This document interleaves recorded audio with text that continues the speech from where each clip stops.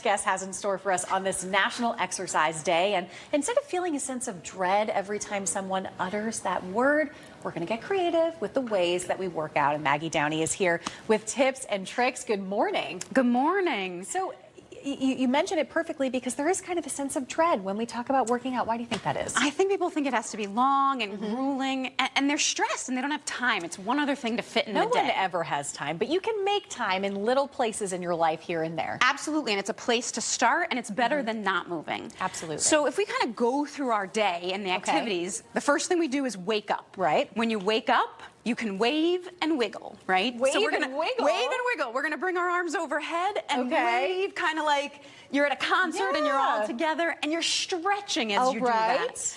Or you can do like a little freestyle. Oh, I'm here for it. Just wiggle, right? You're trying to get everything warmed up. The juices for flowing. Exactly, exactly.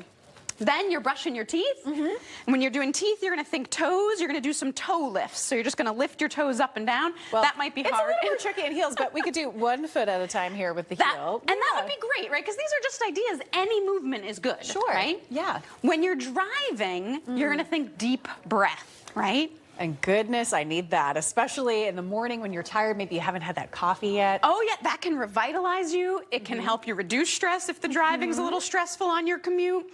But deep breathing works from our neck to our pelvic floor. So it's really all-encompassing of our core. So it's worthwhile. When you're using the microwave at some point, right? You're going to do marches. You're going to get your full body going. You know, I like that too, because I sometimes do it if I'm watching a show and I'm like, oh, maybe I can move while I'm flipping the channel or whatever. So you could do the same thing if you're heating food up or if you're binge watching something on Netflix. Absolutely. And in fact, what I was going to say for TV, marches are great. In fact, if all of these you pick marches, you'll be doing good because you get a little cardio.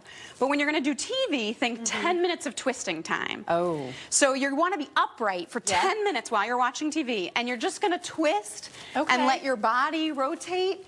This is great, especially at the end of the day when you need to wind down. Or can't you kind of like squat and do a little like punching action or something? You can absolutely make it more intense. You could do some obliques. Oh, I like that. And work some balance. Yeah. But think TV and twisting. Okay. And then at bedtime, you're going to back bend. So we're going to end the day on a high note, right? Okay.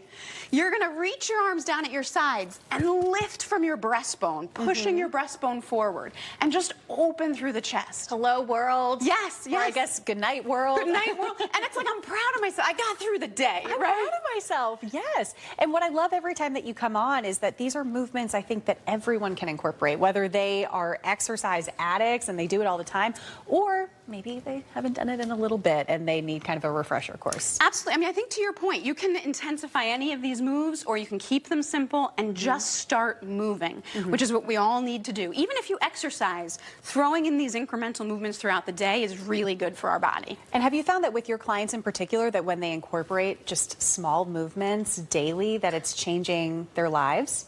Well, I think it starts to make us think about movement more and feel our bodies more, and that's a change that can come over. But there's ample research that shows just regular physical activity through the day is what helps combat 8 hours of sitting. So just to recap very quickly, so whether you're driving in the morning, brushing your teeth, using the microwave, watching TV, waking up and going to bed. We've got to move. We've got to move, and they can be small movements here and there. If people want to follow along, because you really share some great tips when you come on the show, how can they do so? They can find me at Personal Euphoria. Awesome. Thank you for being here.